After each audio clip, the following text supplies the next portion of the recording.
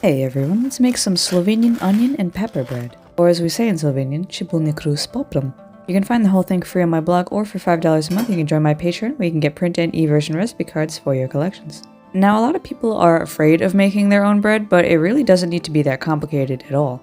You only need 4 ingredients to make pretty much any kind of bread, and after that it's just a couple additions depending. You got your salt, your bread flour, your water, and your instant yeast.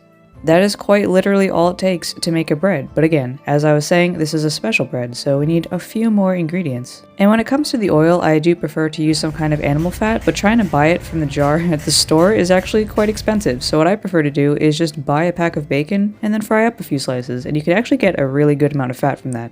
Always save your bacon lard. Because I'm not joking, watch this. This is going to be 5 slices of thick cut bacon, and when all of those fry, you are going to see just how much grease comes out of that.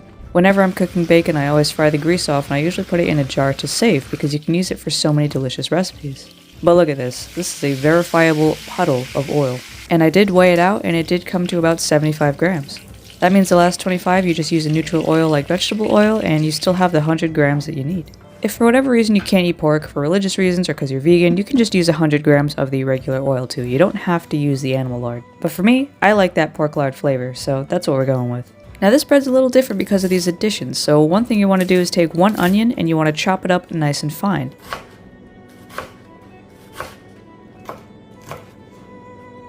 Split your onion in half because we're going to save half of it to put in raw and we're going to save half of it to fry in all that bacon fat.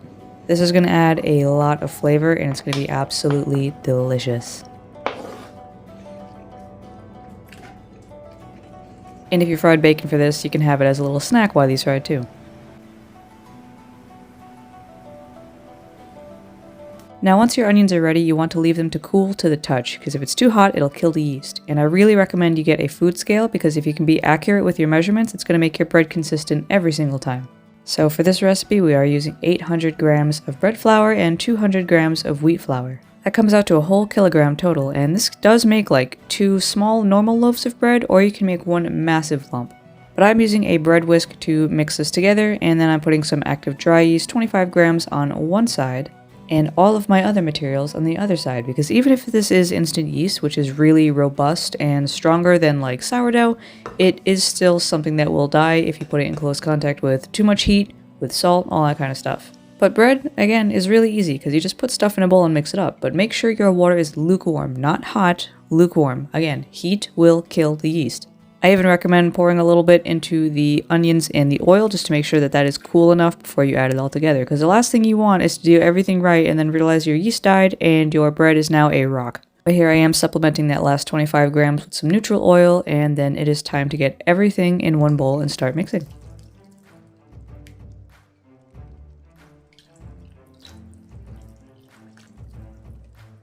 Now again, I don't have a stand mixer, I sure do wish I did, but this dough whisk is the next best thing, because unlike a balloon whisk that gets everything all stuck in the middle, this thing doesn't get stuff like all trapped up inside. Yeah, you do have to take some stuff off after a while, but it comes off really easily and you can just get right back to mixing. But once you have everything mixed up enough, you are going to want to switch over to your hands just so you can knead it together a little bit.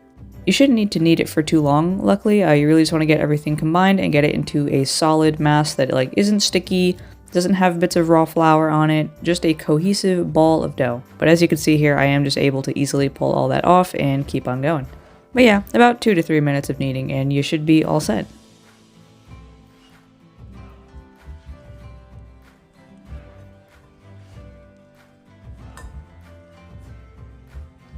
Then you just cover it and let it rest in a warm place like the oven with the light on for about a couple hours until it doubles in size. There's nothing more satisfying than seeing that your dough has poofed.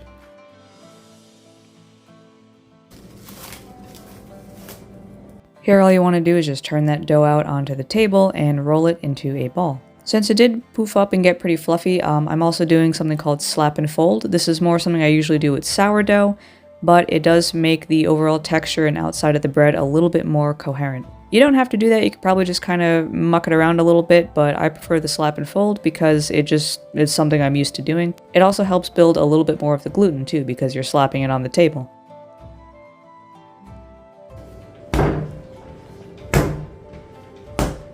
But go ahead and put that into a nice taut ball where you just tuck it under and then roll it around a little bit and then leave it alone for a little bit. You know that the gluten is developed when it bounces back like that. Proof it for another half an hour to 45 minutes, which is the perfect amount of time to actually heat up your Dutch oven. I'm making a rustic loaf, which is going to come out something more like what Slovenians call a hlebets.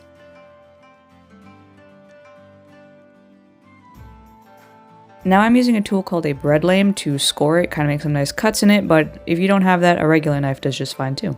We do this so that the gas can escape a little bit more evenly and make sure we don't get any kind of weird giant holes in our crumb.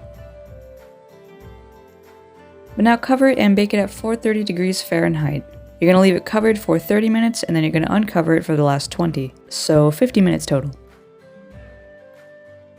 And there you have it, a beautiful loaf of onion pepper bread, which is great for all kinds of wealth and prosperity work. Let it cool for at least an hour before you slice it or else you're gonna mess up the crumb. But look at that loaf. And when I say crumb, this is what I mean. That inside that looks nice and even and something that's gonna make a really good sandwich. And I can guarantee this is absolutely packed with flavor. Enjoy it alongside soups, as a sandwich, as anything you want. And definitely enjoy it on the day that you bake it.